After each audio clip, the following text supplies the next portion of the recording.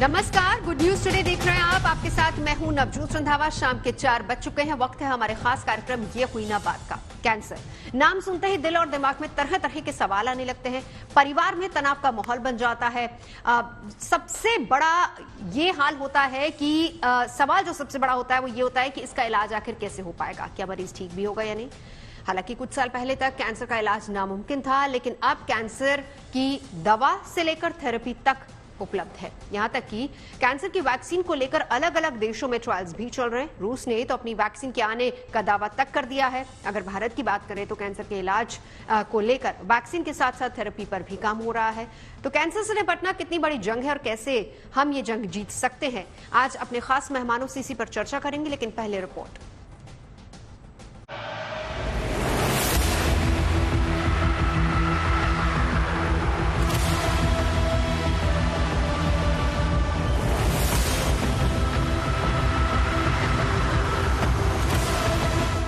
क्या वाकई कैंसर के खात्मे का वक्त आ गया है और क्या सचमुच कैंसर आने वाले दिनों में गुजरे जमाने की बीमारी होने जा रही है? रूस के राष्ट्रपति व्लादिमीर पुतिन ने जिस तरह से कैंसर की वैक्सीन को लेकर दावा किया है, उसके बाद कैंसर मुक्त दुनिया को लेकर उम्मीदें बढ़ गई हैं। हालांकि पुतिन ने इस बाबत कोई डिटेल नहीं दी है और न ही अपने दावे को लेकर कोई पुख्ता प्रमाण दिए हैं। हम कैंसर वैक्सीन और नई पीढ़ी के लिए इम्यूनोमॉड्यूलेटरी दवा बनाने के बहुत करीब है। मुझे पूरा भरोसा है कि ये वैक्सीन कैंसर के इलाज में बेहद प्रभावकारी साबित होगी। कैंसर को लेकर पुतिन का दावा ऐसे वक्त आया है जब दुनिया के तमाम देश कैंसर को मात देने के लिए वैक्सीन बनाने में जुटे हैं। हाल में ब्रिटिश सरकार और जर्मनी की बायोटेक कंपनी भी कैंसर की वैक्सीन को लेकर करार कर चुकी है। इसे लेकर तीसरा ट्रायल भी हो चुका है। Moderna and Merck and company भी एक्सपेरिमेंटल कैंसर की वैक्सीन बना रही है, जो मिड स्टेज में बताई जा रही है। हालांकि कैंसर की मुकम्मल वैक्सीन कब तक मार्केट में आएगी और आम लोगों तक ये वैक्सीन कब तक पहुंच पाएगी, इसे लेकर कोई भी पक्के तौर पर कुछ नहीं कह रहा है। लेकिन वैक्सीन के ट्रायल स्टेज में पहुंचने से उम्मीद जरूर बंधी है, पर चिंता हाल फिलहाल की है। कैंसर का इलाज अभी भी बेहद महंगा है और फिलहाल कोशिश यही है कि कैंसर का सस्ता और कारगर इलाज किया जा सके। तमाम दावों और वैक्सीन के ट्रायल के बावजूद कैंसर से हमारी जंग जारी है। हर साल हजारों जानें कैंसर की वजह से जा रही हैं। एक रिपोर्ट के मुताबिक दुनिया में हर साल 1,90,00,000 से ज्यादा कैंसर के मामले सामने आते हैं। कैंसर के मरीजों के मामले में हम दुनिया में चीन और अमेरिका के बाद तीसरे नंबर पर हैं। यहाँ तक कि बच्चे भी अब कैंसर के आसान शिकार बन रहे हैं। ऐसे में चुनौती अभी कैंसर के सस्ते इलाज की है। कैंसर की कारगर और दमदार वैक्सीन आने में भले वक्त हो, लेकिन अच्छी खबर यह है कि भारत तेजी से कैंसर के सस्ते इलाज में महारत की ओर बढ़ रहा है और इस कड़ी में मुंबई के टाटा हॉस्पिटल की उपलब्धि काबिले गौर है। रेडियोथेरेपी और प्रोटॉन थेरेपी के अलावा कुछ दिन पहले मुंबई टाटा हॉस्पिटल ने स्वदेशी तकनीक से CAR-T थेरेपी की शुरुआत की थी, जिसके बेहद पॉजिटिव रिजल्ट सामने आए हैं। दरअसल टाटा हॉस्पिटल और IIT मुंबई ने ब्लड कैंसर के इलाज के लिए स्वदेशी CAR-T थेरेपी का आविष्कार किया है। कहा जा रहा है कि ये थेरेपी बच्चों पर लगभग 99% असरदार रही है। दावा ये भी है कि बड़ी उम्र के कैंसर मरीजों पर भी स्वदेशी तकनीक वाली CAR-T थेरेपी काफी कारगर साबित हो रही है। इसे लेकर 2 फेज में ट्रायल किए जा चुके हैं और 100 से ज्यादा मरीजों पर इसे आजमाया जा चुका है। अभी क्योंकि अवेलेबल हो गया है और क्योंकि टेक्नोलॉजी हम लोगों ने खुद इधर यहाँ पे समझ ली है और डेवलप भी कर पाए हैं, तो ये मेन कारण है जिसकी वजह से इसका कॉस्ट कम रखा जा सकता है। तो अभी यहाँ पे $50,000 का जो वर्ल्ड में बेंचमार्क समझा था, कोई इससे कम में बना ही नहीं सकता, वो बैरियर भी यहाँ पे तोड़ दिया गया है, उससे कम में बन गया है। फिर भी आपकी बात बिल्कुल सही है, ज़्यादातर पेशेंट्स के लिए ये हमारे पहुँच के बाहर होगी, पर उसके लिए हमें और कुछ चीज़ें अपनानी पड़ेंगी। गवर्नमेंट स्कीम्स में ये इंक्लूड हो जाए, इंश्योरेंस वाले इनको कवर करें। हमारे अपने जो हाल के दिनों में कैंसर के इलाज में CAR-T थेरेपी बेहद क्रांतिकारी साबित हुई है। अमेरिका और यूरोप जाकर CAR-T थेरेपी से इलाज में करोड़ों का खर्चा आता है, लेकिन भारत में IIT बॉम्बे और टाटा हॉस्पिटल ने इस थेरेपी के काफी हद तक सस्ता बना दिया है। स्वदेशी तकनीक से CAR-T थेरेपी के जरिए भारत में महज 50 लाख में कैंसर का इलाज संभव हो गया है। दरअसल CAR-T सेल एक तरह की इम्यूनोथेरेपी है, जिससे कैंसर से लड़ने में काफी मदद मिली है। फिलहाल तो कैंसर से जंग को लेकर लगातार अच्छी खबरें आ रही हैं। पहली गुड न्यूज उसी दावे को लेकर है जिसमें कैंसर के वैक्सीन के बन जाने की बात कही जा रही है। और दूसरी अच्छी खबर ये कि कैंसर की जिस CAR-T थेरेपी को अब तक बेहद महंगा माना जाता था, भारत ने उसका भी सस्ता रास्ता खोज लिया है। बावजूद इसके कैंसर की बहुत सारी चुनौतियां अभी भी बाकी है, जिनका सामना हमें आने वाले दिनों में करना है। मुंबई से पारस दामा के साथ bureau report, good news today. तो चलिए, कितनी बड़ी चुनौती है, क्या हम इस चुनौती को पार कर पाएंगे या नहीं। तमाम खास मेहमान हमारे साथ मौजूद हैं, हम चर्चा करेंगे उन्हीं से। देश के जाने माने डॉक्टर्स इस वक्त हमारे साथ हैं। डॉक्टर अंजुमन कुमार हैं, डायरेक्टर धर्मशिला कैंसर अस्पताल। डॉक्टर अमित भार्गव हैं, डायरेक्टर हैं मेडिकल ऑन्कोलॉजिस्ट फोर्टिस अस्पताल। डॉक्टर अशोक कुमार वैद हमारे साथ है, चेयरमैन हैं मेडिकल ऑन्कोलॉजी मेदांता गुरुग्राम से। और professor Ravi Mehrotra, director Indian cancer से हमारे साथ इस वक्त जुड़ चुके हैं। सबसे पहले डॉक्टर अंशुमन, आपसे ही जानना चाहूंगी, कैंसर जो शब्द है वो अपने आप में डराता है, हो ना हो ये तो बाद की बात है, ये सबसे पहले टेस्ट होता है, उसके बाद ही पता चलता है कि वाकई है भी या नहीं है। लेकिन ये शब्द अगर कहीं ना कहीं किसी डॉक्टर ने कह दिया कि आप जांच के लिए जा रहे हैं, मरीज से लेकर परिवार तक पूरा स्ट्रेस में, टेंशन वाला माहौल होता है। बिल्कुल बिल्कुल सही फरमाया। देखिए, ऑन्कोलॉजी में एक किताब है कैंसर एंड इमोशन, उसमें पहली लाइन जो ऑथर ने लिखी है, the moment oncologist break this bad news 50% patient died at psychological level.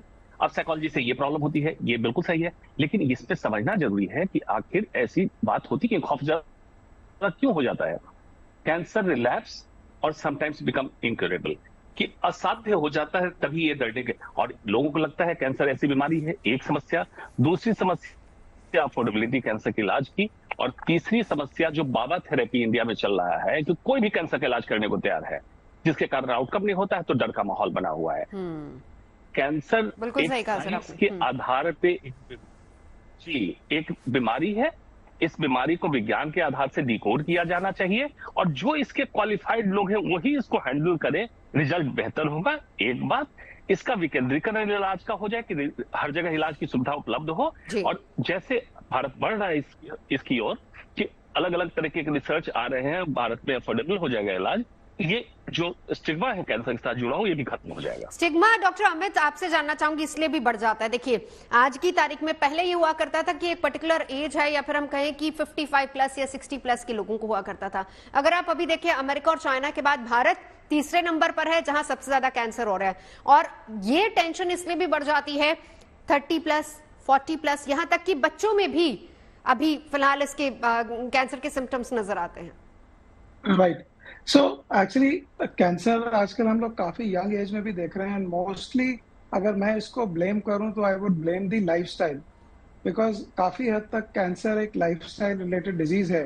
जैसे हम जब बच्चे थे, स्कूल में थे, तो स्मोकिंग एंड अल्कोहल तो हमारे स्कूल के आसपास तक नहीं आता था। एंड आज की तारीख में इफ आई सी 9th के 10th के जो भी स्कूल गोइंग बच्चे हैं, उनकी कोई भी पार्टी है तो उसमें एक अल्कोहल शामिल रहता है। एंड काफी बच्चे तो आजकल वेपिंग एंड स्मोकिंग, ये सारी चीजें काफी कॉमन तौर पे मिल जाती हैं। सो काफी हद तक एक यंग कैंसर का ये भी एक बहुत बड़ा कारण रहा है। दूसरी बात, हमारा जो आहार है, जो हम खाते हैं, आज की तारीख में इतना पोल्यूटेड है हर चीज, तो हमें पता नहीं हम क्या खा रहे हैं, क्या चीज बहुत क्लीन है, क्या है। Third reason is industries. अगर हम इंडिया में देखें, इंडिया के अंदर, India is the only country जहाँ पे इंडस्ट्रीज एंड जो हमारे रेजिडेंशियल कॉलोनीज हैं वो बिल्कुल पास हैं। There is no demarcation. बिल्कुल। तो जो भी इंडस्ट्रियल वेस्ट होता है वो हमारा जो पानी इरिगेशन का होता है उसमें मिक्स होता है, और वही जाके उसमें इरिगेशन होते हैं। तो ये सारे कारण I would label it to appearance of a young बिल्कुल कैंसर पेशेंट्स। बिल्कुल। डॉक्टर भार्गव की बात को मैं थोड़ा सा आगे बढ़ाऊंगी, और डॉक्टर अशोक आपसे इस पर रिएक्शन चाहूंगी। आज से 20-25 साल पहले तक ये कहा जाता था कि वो जनरेशन जो 20-25 साल पहले बड़ी हो रही थी वो पैकेज्ड फूड पर बड़ी हुई है काफी हद तक। हालांकि आज की तारीख में तो बहुत ज्यादा पैकेज फूड अवेलेबल है, लेकिन वो जनरेशन वो थी जिसने सबसे पहले पैकेज फूड खाना शुरू किया था। एडल्ट्रेशन बहुत ज्यादा थी, और वही जनरेशन अब आज की तारीख में 40 या 50 के एज में है, और सबसे ज्यादा वल्नरेबल यही हो जाते हैं।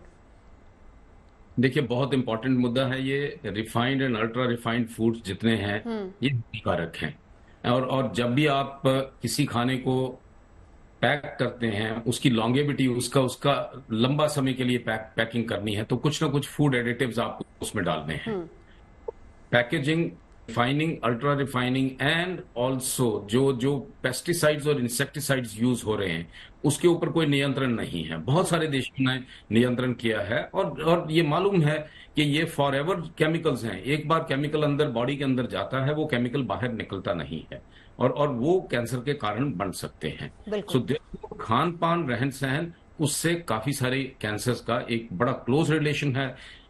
आप देखिए कुछ कैंसर्स जो डायरेक्टली लाइफस्टाइल से लिंक्ड हैं, breast cancer, colon cancer, lung cancer, tobacco, smoking, use of chewable tobacco, जो लाइफस्टाइल है भारतवर्ष में, हमारे हेड एंड नेक कैंसर ज्यादा हैं। तो ये सारे लाइफस्टाइल कैंसर्स हैं। तो क्या कैसे खाते हैं, कैसे हम रहते हैं, और WHO ने अब ये अलर्ट दिया है कि 20% कैंसर्स जो होंगे वो ओबेसिटी से लिंक्ड हैं।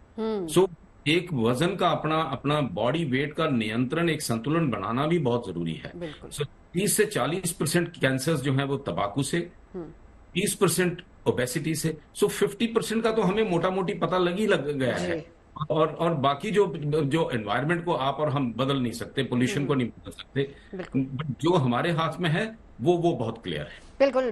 प्रोफेसर रवि मेहरोत्रा भी हमारे साथ हैं। आपसे जानना चाहूंगी रवि जी, जरा समझाइए कार टी थेरेपी जिसको लेकर चर्चाएं हो रही हैं, एक्सपेरिमेंट्स हो रहे हैं और कुछ लोगों पर यह आजमाया भी गया है, कितना अच्छा और कितना पॉजिटिव इसका रिजल्ट हो सकता है? दूसरी बात, इसके बाद फिर हम वैक्सीन पर भी आएंगे, पहले कार टी थेरेपी का जिक्र करते हैं। सर आपका ऑडियो म्यूट है। आई एम सो सॉरी जी। भाई बहुत ही आजकल जो ज्वलंत सवाल है एक तरीके से हर मीडिया में, और ये बहुत खुशखबरी की बात है कि सालों से मिल रहा था विदेशों में, हाँ। परंतु हिंदुस्तान में तो शायद ये पहली बार, पहले ये ट्रायल हुआ और उसके बाद अब कमर्शियली अवेलेबल है। तो ये इसमें एक्सपेरिमेंट वाला काम, रिसर्च वाला काम तो हो चुका है। अब हम लोगों ने क्या करा है, हमारे मित्र हैं डॉक्टर गौरव नरूला, क्या बोलते हैं, टाटा मेमोरियल हॉस्पिटल के और IIT के साथ में मिलके इन्होंने पहले तो या टेक्निक, क्योंकि ये करीबन करोड़ों में इसका खर्चा आता है जी, और 4 करोड़ 40 करोड़ इस तरीके से बात करते हैं। और हम लोगों ने जो बात करी है अभी हाल में, जो पहला कमर्शियल तौर पे गया है, उसके दाम आए हैं 42 लाख। तो करीबन 10% खर्चा है 4 करोड़ और 40 लाख में। तो इसमें बेसिकली कई तरीके के टी सेल हैं। टी सेल मतलब शरीर में मोटे तौर पे 2 सेल होते हैं, बी और टी। जो टी होता है उनका नाम किलर सेल भी होता है, natural killer cell, NK cell भी बोलते हैं उनको। तो उस बॉडी के जो टी सेल्स हैं उसको आप निकाल के उसको मॉडिफाई करते हैं और उस स्पेसिफिक कैंसर, जो इंडिविजुअल में जो कैंसर है उसके अगेंस्ट उसको एक तरीके से इम्यून कॉम्पिटेंट बना के वापस पेशेंट में डाला जाता है। और जो बी सेल ट्यूमर्स होते हैं, बी सेल ट्यूमर जैसे लिम्फोमा और ल्यूकीमिया है, खासतौर से इनके लिए ये टी सेल बहुत ही कारगर होते हैं। तो शुरुआत के जो पेशेंट्स थे वो तो, जो कि एक्सपेरिमेंटल फेज पे चल रहा था, हम लोग को उस समय DGSND अप्रूवल नहीं मिला था, तो कुछ पेशेंट्स में ट्राई करा गया और रिजल्ट्स बहुत अच्छे आए। तो अभी हाल में ही एक कर्नल साहब हैं जो कि खुद भी एक पेट के डॉक्टर हैं, गैस्ट्रोएंटरोलॉजिस्ट हैं, दिल्ली में रहते हैं, और उनको सब ट्रीटमेंट दिया जा चुका था पर वो किसी वजह से कामयाब नहीं हो रहा था। वो पहले पेशेंट हैं हिंदुस्तान के जिसमें कमर्शियली 40 लाख रुपए के खर्चे पे ये करा गया और फिलहाल तो कैंसर फ्री है। हमारी शुभकामनाएं और आशा यही है कि आगे भी फ्री रहेंगे। तो ये एक तरीके से बहुत ही हमारे देश के लिए एक नया अनुभव है और एक ऐसा चीज जो हम कई साल से हम लोग बात करते हैं, make in India, do in India and stay in India. तो आज की तारीख में मेरे ख्याल से ये एक बहुत अहम स्टेप है। तब दाम कम होंगे और लोगों को भी ये अवेलेबल होगा, लोगों को मुमकिन होगा, क्या कहते हैं, कार्टी अभी प्राइवेट सेटअप में भी शुरू हो जाएगा, आई एम वेरी श्योर। और अब आप देखिएगा आने वाले 2-4 साल के अंदर बहुत से मरीज इसका फायदा उठा सकेंगे। बिल्कुल। लेकिन इसी के साथ साथ, बिल्कुल डॉक्टर साहब आती हूँ आपके पास, डॉक्टर अंशुमन, अब यही से मैं चर्चा को आगे बढ़ाऊंगी क्योंकि इसी से जुड़े बहुत सारे क्वेश्चंस हैं। पहली बात तो रेडियो और प्रोटीन थेरेपी से कैसे कार्टी थेरेपी अलग है, दूसरा ये किस किस कैंसर के लिए कारगर है, और तीसरी सबसे बड़ी बात ये है कि हम भले ही इसको विदेशों से कंपेयर करके भारत की बात करें कि 50 लाख तक ले आए, वहां जो 4 करोड़ तक के दाम थे, तो 50 लाख भी अगर देखा जाए तो आम इंसान के लिए इट इज नॉट अफोर्डेबल। बिल्कुल बिल्कुल ठीक कहा। देखिए, CAR T-सेल थेरेपी डॉक्टर मल्होत्रा ने आपको एक्सप्लेन कर दिया क्या है। बेसिक है कि जो बॉडी का डिफेंस सिस्टम है, कैंसर भी इंटरनल सेल है लेकिन harmful to our own body, उसके अगेंस्ट आपके इम्यून सिस्टम को तैयार करना है। ये CAR cell therapy bio engineering से तैयार किया जाता है। इस पे कॉस्ट इन्वॉल्व है, लेंटीवायरस चाहिए, बहुत सारी इक्विपमेंट चाहिए, रिसर्च डेवलपमेंट की बात है तो हो गया। अब इसको सस्ता करने का तरीका मैंने क्या बताया सर, मैं एक मिनट आपको रोकना चाहूंगी। एक मिनट सर, एक चीज और बताते जाइए, ये कैंसर की किस स्टेज में कारगर है ये भी बता दीजिए सर। जी देखिए, अभी जो रिसर्च हुआ है CAR T-सेल थेरेपी का, रिलैप्स एंड एडवांस कैंसर के लिए रिसर्च हुआ है। लेकिन अगर इसका लॉन्ग टर्म रिजल्ट अच्छा आया तो होप ये माना जा रहा है, इसको आप कह सकते हैं इम्यून मॉड्यूलेट करके एस्टैब्लिश जो सिस्टम है हमारा कीमोथेरेपी, और कुछ इम्यूनोथेरेपी के साथ इसका ट्रायल भी हो रहा है, उसके साथ ये अर्ली कैंसर में दिया जाएगा टू प्रिवेंट रिलैप्स, क्योंकि बॉडी के सिस्टम को ही आप चेंज कर रहे हैं। ये इसमें काम है। सस्ते करने की जो बात है, इसमें जो गवर्नमेंट का ड्यूटी टैक्स लगा हुआ, जो चीजें बाहर से हमारे यहाँ आती है उस पर टैक्स रिडक्शन करना चाहिए। GST और ये सब छोड़ दीजिए, इम्पोर्ट टैक्स जो है उस पर काफी काम हो सकता है। गवर्नमेंट इस पे सब्सिडाइज करके यहाँ फैसिलिटी को और इंप्रूव करे। अभी एक टाटा सेंटर ने किया है, जो और भी रिसर्च सेंटर कैंसर के हैं वहां पे इस फैसिलिटी को सब्सिडाइज करके अवेलेबल कराए, ये वाइडली अवेलेबल हो। जैसे अपने वैक्सीन में देखा, सीरम इंस्टीट्यूट ऑफ इंडिया या भारत बायोटेक ने कितना सस्ता किया वैक्सीन को, वर्ल्ड से कंपेयर किया, बाद में एफिकेसी में भी हमने कारगर दिखाया। तो ये संभव है, बिल्कुल संभव है। बिल्कुल। डॉक्टर अमित, अब आप ये समझा दीजिए कि रेडियो और प्रोटीन थेरेपी से ये थेरेपी कितनी डिफरेंट है। दूसरा सवाल वही कि किस कैंसर, क्योंकि किस पर्टिकुलर कैंसर के लिए क्या हम CAR T थेरेपी का इस्तेमाल कर सकते हैं, या फिर ये हर कैंसर पेशेंट पर इस्तेमाल हो सकती है?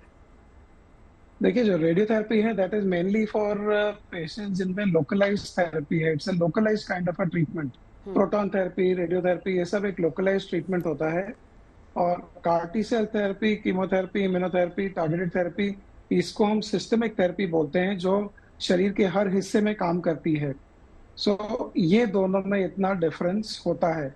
CAR T सेल थेरेपी अभी तक जो हमने पढ़ा है that has been used mainly for lymphomas, and India में अभी जो what I have heard is that Tata memorial में और एम्स में एक पेशेंट में यूज हुई है, और वो भी लिम्फोमा के पेशेंट्स में यूज हुई है। So that is all I have heard about CAR T cell.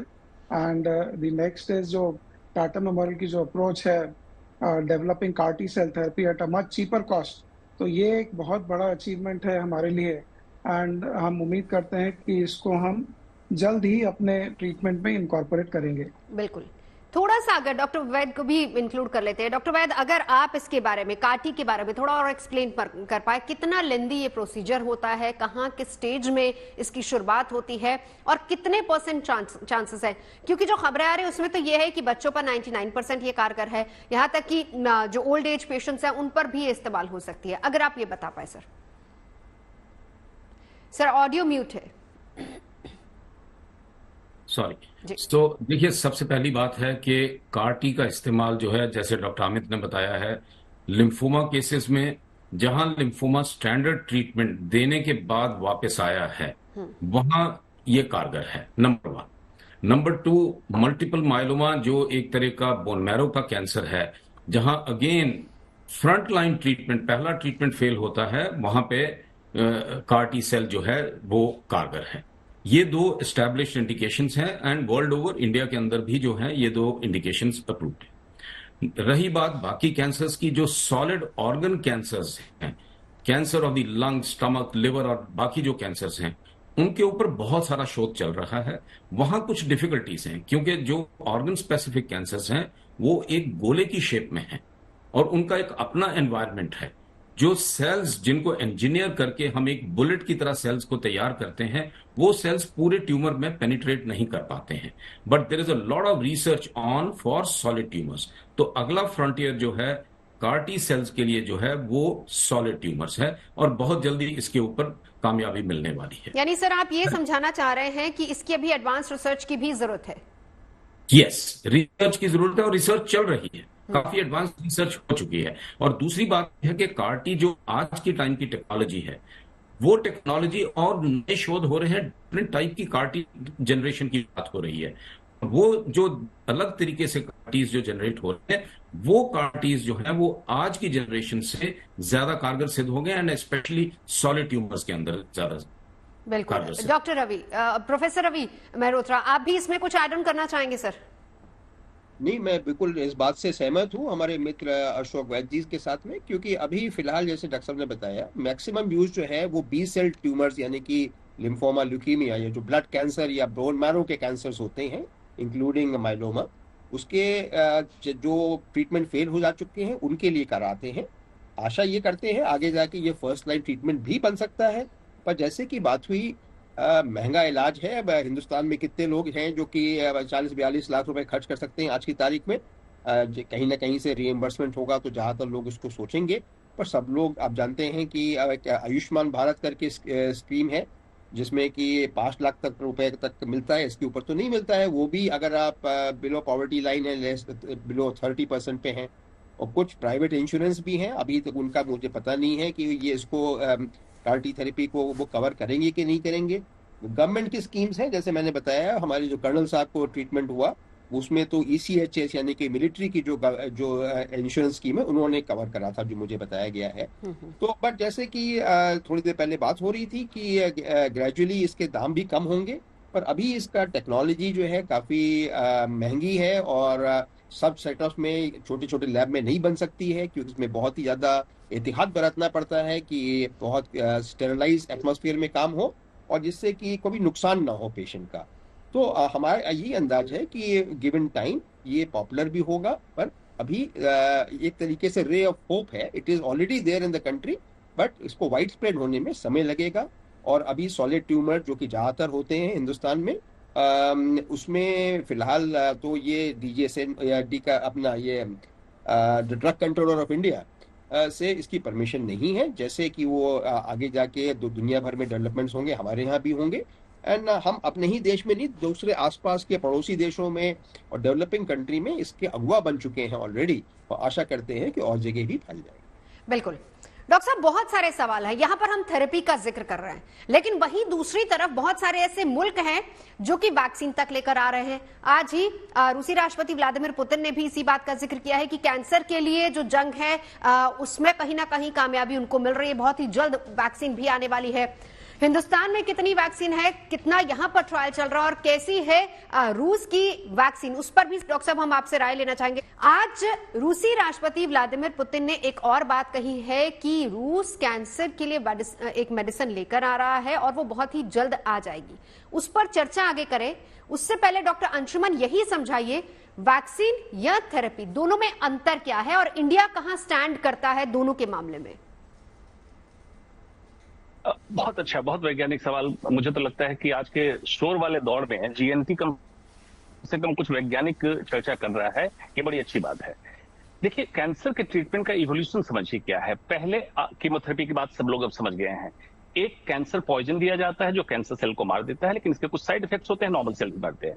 फिर इम्यूनोथेरेपी आया जो स्पेसिफिक एक इम्यून रिसेप्टर पे काम करने लगा। फिर कुछ ऐसे लो टारगेट थेरेपी आया जो बीच में कहीं सिग्नल को डिस्टर्ब करके कैंसर को किल किया। फिर CAR-T सेल थेरेपी की बात हुई। अब बात हो रही है वैक्सीन की, इम्यून मॉड्यूलेशन। अब समझिए क्या है। आमतौर पे वैक्सीन से ये मतलब होता है जैसे बच्चों को कोई वैक्सीन लगाया गया, कोविड का वैक्सीन लगा, कि मतलब वैक्सीन लगाने के बाद आपको इस बीमारी से रोक दिया जाएगा, रोकथाम के लिए प्रिवेंटिव वैक्सीन। ये प्रिवेंटिव वैक्सीन इंडिया में उपलब्ध है सर्वाइकल कैंसर के लिए, जिसको ह्यूमन पैपिलोमा वायरस के अगेंस्ट वैक्सीन है। आपके साथ हमने शो भी किया था इस पे। बिल्कुल। दूसरा, हेपेटाइटिस B को रोकने के लिए वैक्सीन उपलब्ध है जिसके लिवर कैंसर की संभावना होती है। इसको हम कहते हैं प्रिवेंटिव वैक्सीन। उस व्यक्ति को बीमारी नहीं है, वैक्सीन लगा दीजिए, उस बीमारी से रोक ले। आज जो बात हो रही थेरेपेटिक वैक्सीन, मतलब बीमारी हो चुकी है और बहुत सारी थेरेपी फेल हो रही है। तो उसी अभी तक जो रिसर्च है ये है कि उसी व्यक्ति के कैंसर सेल को निकाल के एंटीजन, मतलब जो उसका प्रतिनिधित्व कर रहा है कैंसर के सेल को, उसको निकाल के लेबोरेटरी में उसके खिलाफ तैयारी की जाए और वैक्सीन तैयार किया जाए। उस वैक्सीन को डाला जाए। आमतौर पे कैंसर सेल चकमा देना सीख जाता है और इम्यून सिस्टम को धोखा देता रहता है, इम्यून सिस्टम उसको पकड़ नहीं पाता है। अब इम्यून सिस्टम को बाहर से गया हो वैक्सीन जो उसी खास कैंसर का एंटीजन है, इम्यून सिस्टम को जगा दिया, इम्यून सिस्टम अटैक किया, अटैक करके उसको क्लियर कर लिया। अब ये इंपीरियल कॉलेज लंदन में भी कुछ दिनों पहले रिसर्च करके डॉक्टर डेविड पिनाटो ने उन्होंने बताया कि मेलानोमा और लंग कैंसर पर उनके ट्रायल काफी आगे तक बढ़ चुके। पुतिन साहब ने आज बताया है, लेकिन उन्होंने कोई साइंटिफिक डिस्क्लोजर नहीं दिया है कि किस बीमारी के लिए वैक्सीन कर रहे हैं। लेकिन ये धीरे धीरे वैक्सीन और उसके बाद आने वाले समय में जीन थेरेपी ये आएगा, ये सारा ब्रेक थ्रू होने जा रहा है कैंसर के लिए, क्योंकि स्पेसिफिक होगा, बॉडी के अपने सोए हुए इम्यून सिस्टम को जगाएगा, क्योंकि कैंसर इम्यूनोसप्रेसेंट भी होता है, उसको जगाएगा और बॉडी फाइट करेगी तो साइड इफेक्ट्स कम होगा। और सबसे अच्छी बात जो स्टार्टिंग ओपनिंग रिमार्क्स में मैंने कहा था, कैंसर से लोग डरते हैं रिलैप्स के लिए, इन सबसे रिलैप्स की संभावना नहीं होगी, क्योंकि अपना मेमोरी, अपना इम्यून सिस्टम रखे रहेगा, कभी ऐसा सेल डेवलप होगा उसको किल कर देगा। तो ये एक अच्छी उम्मीद है। बिल्कुल डॉक्टर अमित भार्गव, हालांकि सवाल बहुत सारे हैं, लेकिन यहां से सवाल को मैं आगे बढ़ाते हुए अगर पुतिन के या फिर हम अगर तमाम विदेशी वैक्सीन का भी जिक्र करते हैं, चलिए अगर हम ये कहते हैं कि आज रूस कह रहा है कि हम बहुत ही करीब हैं वैक्सीन बनाने के। सर, अगर आपको याद हो कोविड के टाइम पे हमने भी अपनी वैक्सीन बनाई थी, रूस ने स्पुतनिक बनाई थी, लेकिन देश में कौन सी वैक्सीन ज्यादा कारगर साबित हुई थी? हमारी स्वदेशी वैक्सीन साबित हुई थी। हाँ, तो सर यही मैं आपसे समझना चाहूंगी, हम जो वैक्सीन बनाते हैं, पहली बात वो ट्रायल्स ज्यादातर इंडियंस पे होते हैं, दूसरी बात जो विदेश में वैक्सीन बनी है वहां पर ट्रायल उस माहौल उस हिसाब से होते होंगे। तब भी ये चर्चाएं चल रही थी कि हमें क्या इंडियन वैक्सीन लगवानी चाहिए या फिर विदेशी वैक्सीन लगानी चाहिए। सर इसको भी क्लियर कीजिए, हमारे देश के लोगों के लिए, हिंदुस्तान के लोगों के लिए कौन सी वैक्सीन ज्यादा कारगर साबित होगी? देखिए, बहुत अच्छा सवाल है, क्योंकि हर जगह पे ना रीजनल डिफरेंसेस होते हैं एंड जेनेटिक वेरिएशंस, और एक जैसे एशियंस, वेस्टर्नर्स, इनका कुछ ना कुछ अलग जेनेटिक मेकअप एंड ये सब होता है। जैसे हमारी एक टैबलेट आई थी लंग कैंसर के लिए, जेफिडेनिब, जो इजाज तो अमेरिका में हुई थी बट सबसे फायदा उसको एशियंस में हुआ था। तो इसी तरह अगर हम अपने जो भी वैक्सीन लेते हैं जिनकी ट्रायल इंडियन पेशेंट्स पे हो, तो अगर वो किया जाए तो वो सबसे बेहतर होती है, बिकॉज वो हमारे ही एक ग्रुप में से ट्रायल करके उसका नतीजा निकला है, और वही सारी बीमारियां, उसी तरह का जो वेरिएशन होता है वो हम में होता है। सो मेरे ख्याल में it is always better to have your indigenous vaccine to be administered, because जो हमने कोविड के समय में भी देखा, कोविड में भी जो हमारी इंडियन वैक्सीन थी वो ज्यादा असरदार थी रादर जो बाहर की वैक्सीन थी। बिल्कुल। तो, डॉक्टर अशोक जी अपनी बात पूरी कर लीजिए सर, फिर आगे बढ़ती हूँ मैं। नहीं, मेरा यही मानना है कि whatever has to be done, because cancer में अभी तक हमारे पास अपनी इंडियन ट्रायल्स बहुत ही कम है। जो भी हम ट्रायल्स या ट्रीटमेंट फॉलो करते हैं that is mostly from the western world. तो ये चीजें हमारे देश में भी बढ़नी चाहिए, सो दैट हमें अपना डेटा एक मिल पाए और उसके हिसाब से हम अपना ट्रीटमेंट निकाल पाए, जिसको हम बड़ा कॉस्ट इफेक्टिव भी बना सकते हैं। सर लेकिन वो 2 वैक्सीन तो हैं ही जो सीरम की तरफ से आई हैं, वो उसमें हमको भरोसा, जाहिर सी बात है कि इंडियन वैक्सीन पर ही करना चाहिए। फिर नहीं, वो तो करना है, बिकॉज जो 2 वैक्सीन अभी हम आजकल यूज कर रहे हैं उसमें तो because that is against a virus which is a common kind of a variant. But अगर हम कैंसर के बारे में देखें तो हर जगह पे रीजनल वेरिएशंस होते हैं। जैसे आजकल हम लोग कैंसर के अंदर नेक्स्ट जनरेशन सीक्वेंसिंग कर रहे हैं, तो उसमें सीक्वेंसिंग में बहुत सारे वेरिएंट्स पाए गए हैं जो एशियंस में ज्यादा हैं, वेस्टर्नर्स में कम है। सो उस वेरिएशन के हिसाब से भी आगे कैंसर का इलाज हो सकता है। ठीक है डॉक्टर अशोक, आज हम वैक्सीन को लेकर और थेरेपी को लेकर चर्चा कर रहे हैं। अब अगर वैक्सीन आती है और हम उम्मीद करेंगे कि जल्दी आए, एक तरीके से सुरक्षा कवच के तौर पर उस वैक्सीन को देखा जाता है, लेकिन वैक्सीन आएगी कब वैक्सीन लगनी शुरू होगी? लेकिन अभी भी ऐसे बहुत सारे पेशेंट है, जैसा कि अगर हम आंकड़ों के हिसाब से देखें तो 3rd नंबर पर भारत आता है, अमेरिका, चाइना और उसके बाद इंडिया आता है, जहां पर सबसे ज्यादा कैंसर पेशेंट्स हैं। सर ये भी समझाइए कि अगर किसी शख्स को कैंसर हो जाता है और उसके बाद वो ठीक भी हो जाता है, तब भी क्या किसी तरह की कोई वैक्सीन आएगी, आ सकती है, लगानी चाहिए या नहीं लगानी चाहिए? देखिए, सबसे पहले मूल बात ये समझनी है कि कैंसर एक बीमारी नहीं है। कैंसर एक बीमारियों का समूह है और हर ऑर्गन का अपना अलग कैंसर है और हर ऑर्गन के अंदर सारे कैंसर्स एक जैसे नहीं हैं। लंग कैंसर का एग्जाम्पल लें तो लंग कैंसर अपने आप में 8 से 10 अलग किस्म की बीमारियां हैं। तो एक वैक्सीन, पैन कैंसर वैक्सीन जिसको हम कहते हैं, वो वैक्सीन एक बहुत टफ काम है, बिकॉज सारे कैंसर एक जैसे नहीं है। ये यूं ही उदाहरण मैं दूंगा कि हर बुखार के लिए एक जैसी दवा आ जाए, मलेरिया भी उसी से ठीक हो जाए, टाइफाइड भी उसी से ठीक हो जाए, और टीबी का बुखार भी उसी से ठीक हो जाए। हर एक के लिए दवा अलग रहेगी। हर कैंसर के लिए वैक्सीन जो है वो अलग होगी, बिकॉज उसका जेनेटिक मेकअप, उसके एंटीजेंस, उस एंटीजेंस के अगेंस्ट जो वैक्सीन हम तैयार करेंगे वो एक निजी उस कैंसर की वैक्सीन होगी। सो देयरफॉर एक बहुत लंबा चौड़ा काम है। सबसे पहले उस कैंसर की बायोलॉजी को समझना, उसको डीकोड करना, उसके एंटीजेंस को समझना, और उसके अगेंस्ट फिर वैक्सीन क्रिएट करना। और आगे डिफिकल्टीज हैं, बिकॉज इम्यून सिस्टम बैठा है, इम्यून सिस्टम सप्रेस करके बैठा है। हम जो कैंसर का इलाज दे रहे हैं वो अपने आप में इम्यूनिटी डाउन कर रहा है। और स्पेसिफिक टारगेट्स की जहां बात करी जाए, हर कैंसर में टारगेट अलग है और हर टारगेट का वैक्सीन जो है वो अलग रहेगा। सो ये एक बहुत लंबा चौड़ा काम है, बहुत इसके ऊपर रिसर्च चाहिए। इतना सिंपलिस्टिक, इतना पॉइंट ए पॉइंट बी सीधी लाइन खींचने वाली बात नहीं है। यहाँ बहुत सारे उतार चढ़ाव हैं, बहुत सारा और शोध चाहिए, समझ चाहिए, और बहुत सारा लंबा चौड़ा अभी काम और होना है। रही बात जो अनाउंसमेंट प्रेसिडेंट व्लादिमीर पुतिन ने करी है, साइंटिफिक बेसिस नहीं दिया है। आप देखिए क्यूबा, रशिया, इन कंट्रीज के अंदर वैक्सीन्स काफी टाइम से यूज हो रही हैं। 2008-9 के अंदर रशिया ने किडनी कैंसर के लिए एक वैक्सीन अनाउंस करा था, मगर वो दुनिया में कहीं अडॉप्ट नहीं हुआ। आगे उसके ऊपर कोई आगे काम नहीं हुआ और आगे उसकी मास एप्लीकेशन नहीं हुई है।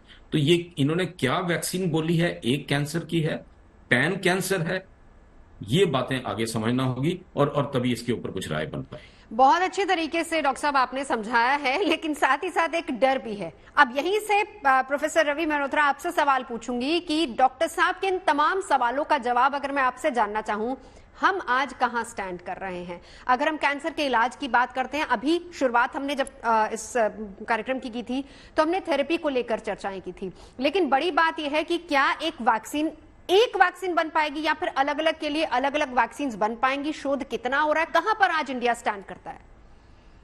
आपका ये बहुत पर्टिनेंट या बहुत ही मौजूद सवाल आपने करा है।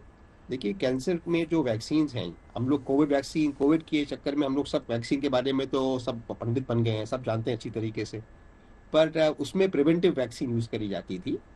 पर कैंसर में 3 तरीके के वैक्सीन होती हैं। पहला होता है प्रिवेंटिव, जिसमें कि अभी जैसे डॉक्टर अंशुल ने बताया कि हेपेटाइटिस बी वैक्सीन होती है लिवर कैंसर के लिए, ह्यूमन पैपिलोमा या HPV वैक्सीन होती है सर्वाइकल कैंसर, ओरल कैंसर और एनल कैंसर के लिए, और जो हिंदुस्तान में अवेलेबल हैं। एक उसी तरीके से होता है जो थेरेप्यूटिक वैक्सीन होती हैं। थेरेप्यूटिक वैक्सीन में अभी हिंदुस्तान में तो नहीं है, बट बाहर के देशों में प्रोस्टेट कैंसर के लिए सिप्लूसेसल करके एक टी सेल वैक्सीन है, जो कि प्रोस्टेट कैंसर में पिछले 2010 से मिल रही है। हिंदुस्तान में वो फिलहाल अवेलेबल नहीं है। तो ये तो हो गए ट्रीटमेंट। फिर जो अभी हाल में जो वैक्सीन आई हैं उसका नाम उनको बोलते हैं नियो एंटीजन। नियो मतलब नया, और एंटीजन जो आप जानते ही हैं। तो ये डायरेक्ट इम्यून रिस्पॉन्स क्रिएट करते हैं, क्या बोलते हैं, जो कि अगेंस्ट स्पेसिफिक, यानी कि पर्सनलाइज्ड वैक्सीन इसको भी कह सकते हैं, या प्रिसिशन वैक्सीनोलॉजी। तो ये उस स्पेसिफिक मरीज के ट्यूमर सेल्स के अगेंस्ट बनाए जाते हैं, जिसमें कि हेल्दी सेल्स को नुकसान नहीं होता है। इसमें साइड इफेक्ट भी बहुत कम होते हैं। इस पे ज़्यादातर शोध चल रहा है पर्सनलाइज या न्यू एंटीजन पे, और आशा करते हैं जल्दी मिलेगी। रही बात हिंदुस्तान की, आप शायद वाकिफ होंगे कि हिंदुस्तान में चूंकि हम लोग ज़्यादातर वैक्सीन जो मिलती हैं विदेशों से शुरू होती हैं और धीमे धीमे करके हिंदुस्तान में आती हैं। और आपने बहुत सही बताया कि जो उन विदेशों में जो जीनोम होता है, जो एक तरीके से उनका जेनेटिक मेकअप होता है, वो फर्क होता है। परंतु ओवरऑल अगर 90-95% देखेंगे तो चीज़ें बराबर होती हैं। ऐसा नहीं कि जो विदेशों में चल रही है हमारे यहाँ कारगर नहीं होगा। परंतु अभी एक इंडिया कैंसर जीनोम एटलस करके ऑर्गेनाइजेशन बना है, जिसमें कि ज़्यादातर बड़े अस्पताल हिंदुस्तान के पार्ट हो गए हैं, और उनका बीड़ा ये उठाया है, जैसे कि होलसेल जीनोम एटलस हुआ रहता है अमेरिका में, शुरुआत पिछले 20 साल से है। हिंदुस्तान का जीनोम हम लोग बनाएं और उसमें भी काफ़ी कारगर हो रहा है। तो हिंदुस्तान के मरीजों में हिंदुस्तान में बनी हुई जो वैक्सीन हैं, फिलहाल जैसे मैंने बताया HPV वैक्सीन है, और साथ में हेपेटाइटिस बी तो बहुत सालों से चली आ रही है। अब ये CAR-T जो थेरेपी है, इससे बहुत एक तरीके से एक फिलिप मिलेगा या एक प्रोत्साहन मिलेगा कि यहाँ पर भी स्पेसिफिक कैंसर वैक्सीन बनाई जाए। जैसे आपने शुरुआत में कही थी, या फाइजर है या मॉडर्ना है, जो और बड़ी बड़ी कंपनीज हैं, सभी इसमें होड़ में लगी हुई हैं विदेशों में कि जल्दी से जल्दी की कैंसर वैक्सीन बने। और अभी डॉक्टर वैद्य ने भी बताया कि मेलानोमा है, मेलानोमा एक स्किन कैंसर होता है, और कोलन कैंसर है, और लंग कैंसर, तीनों पे काफ़ी ज़बरदस्त काम चल रहा है। यूके से अभी पहले ट्रायल्स भी शुरू हो गए हैं ऑफिशियली, और प्यूटिन जी ने जो अभी जिक्र करा है कि वैक्सीन उन्होंने तैयार करने वाले हैं, बहुत जल्दी तैयार हो जाएगी। हमें थोड़ी सी और जानकारी मिले तो हम उस बारे में आपसे कुछ कायदे से बात कर सकें कि किस कैंसर के लिए है, कितना इफेक्टिव है, और क्या वो उसके दाम कम हो के हिंदुस्तान में भी या और देशों में भी मिलेंगे कि नहीं मिलेंगे। एक तरीके से ये डिबेट शुरू हो गई, बहुत अच्छी बात है। हाँ। बट इतनी जरा सी जानकारी में थोड़ा सा दिक्कत होती है कि कारगर होगी कि नहीं होगी, किस लिए गुड न्यूज टुडे की हमेशा से ये कोशिश रहती है कि सेहत के मामले में अगर कहीं से भी हमें कोई भी जानकारी मिले तो हम अपने देश के जाने माने डॉक्टर्स और एक बड़े पैनल के साथ चर्चा करें, ताकि आप लोग हमें समझा पाए। हम उम्मीद करते हैं कि जैसे डिटेल्स आएंगे हम जरूर उस पर एक दोबारा शो करेंगे। लेकिन डॉक्टर साहब, आपने बहुत अच्छे तरीके से CAR-T को समझाया भी था। सवाल एक आखिरी रह गया है जिस पर मैं आप ही से जानना चाहूंगी, प्रोफेसर साहब आप ही से जानना चाहूंगी। 50 लाख का इलाज, हम जब कह रहे हैं कि दाम कम होंगे, उम्मीद क्या लगाई जा रही, कब तक दाम कम हो सकते हैं और कभी आम लोगों के लिए भी अवेलेबल हो सकता है? जिसको हम लोग हिंदुस्तानी में कहते हैं कि आपके मुंह में घी शक्कर। पर मैं तो विद्वान उतना नहीं हूं कि मैं आपको बहुत कॉन्फिडेंस से कह पाऊं कि 2030 में हो जाएगा या 2025 में होगा, ये कहना मुश्किल है। बट आशा ये करते हैं कि आने वाले 5 से 10 साल के अंदर इसके दाम शायद 50% या उससे भी कम हो जाए जी।